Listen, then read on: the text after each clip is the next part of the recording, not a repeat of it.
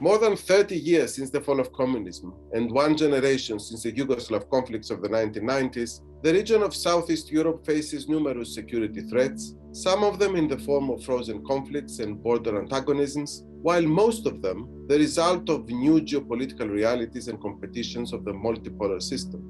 Drawing on its expertise and networks, SEESOX is participating actively in the debates on regional geopolitics and geoeconomics, looking into how the countries and the peoples in Southeast Europe have been responding to such challenges and how external players may be upsetting the regional delicate balance.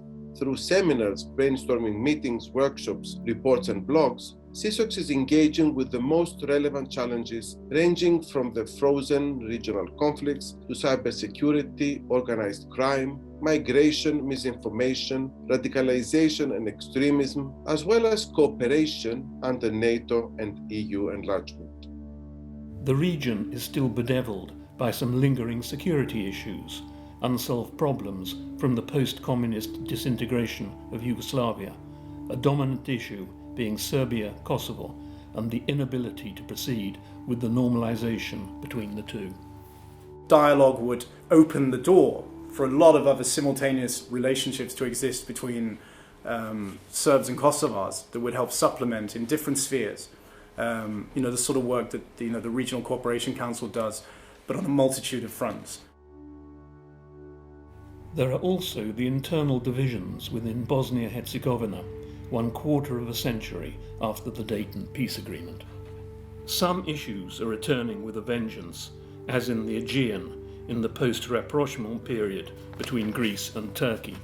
Security concerns in the region have been heightened by new or more recent issues, including energy, which instead of providing common space for synergies, lead to competition.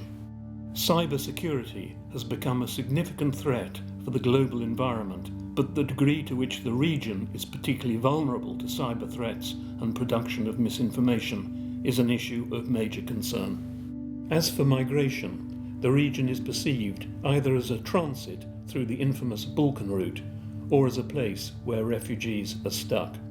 Some countries are using the refugee issue in order to promote their foreign policy objectives. Similarly, the term reception, it suggests temporality, right? Like if you think about reception, you don't think that you're going to be there for a very long time.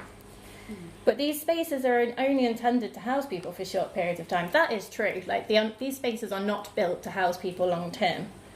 But the reality is that since the EU-Turkey deal, and here we then see the role of policy in crafting certain spaces, people spend multiple years in these spaces. People on the islands of Samos, Lesbos, Chios confine themselves there for 18 months, 2 years or longer. These spaces were not designed or built to cope with long-term residency.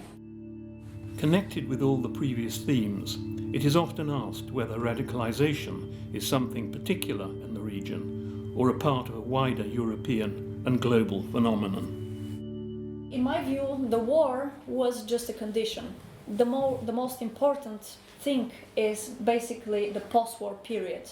The moment when we do have identity crisis, we have fragile or absolutely destroyed, let's say, welfare system, poor education, no access to any kind of opportunities for young people. So basically the idea is that this fragility period managed to become a permissive factor for external foreign actors to come to these fragile societies and take advantage of the situation and to spread radical norms. The role of agency in the changing geopolitics is pivotal, and SEESOX has been looking at the role of the most influential actors in the current multipolar world. The role of the EU is assumed to be the most influential, but how sustainable it is an important question at a time of enlargement deadlocks and procrastination. The Western Balkans as well need to start acting as equal partners. They need to stop thinking in terms of we need to do our homework in order to get a treat. They need to start thinking in terms of we need to deal with challenges that we're facing, we need to engage, and we need to cooperate not only when the EU tells us we need to cooperate in this field, we need to look at what our challenges are and ask the EU to cooperate in the areas that are important to us so that we can resolve those challenges. The role of NATO is absolutely fundamental in the region. In recent years, the transatlantic partnership was not consistent on the messages it delivered to Southeast Europe. Faced with Turkey's challenges, the disagreements between the EU and the Trump administration, and NATO being questioned by its member states. It is also clearly understood that the weaker the position of the West, the stronger the role of other actors. SEESOX looked at the actions of Russia and of the Russian Orthodox Church. So, with the occupation of Crimea and the creation of a whole variety of new bases, indeed resuscitation of Cold War era bases, an extension and modernisation, new military technology, and the effort to try and sustain a permanent naval presence in the Eastern Mediterranean in support of Syrian operations, the Black Sea becomes now an interconnecting zone between these two strategic areas of concern. And that means that there are more points of potential friction with NATO and NATO states, in particular on the Black Sea coast. The role of China is very different in terms of approach and effects. The countries in the region are diversifying their sources of finance. They're reaching out to China, which they had not done 10 years ago. In some cases, not even 5 years ago. They're moving away from an exclusive focus on Europe. So that's a diversification in one direction, but it actually works both ways. And I'd like to highlight here something that is increasingly an issue in the region, and that is that Chinese companies are bidding for EU projects and are winning the tenders. Russia's invasion in Ukraine, the scale of the war and destruction, and the uncertainty that dominates the world have intensified all these regional geopolitical and geoeconomic trends and risks. In the current insecurity environment, Southeast Europe has a dual role to play.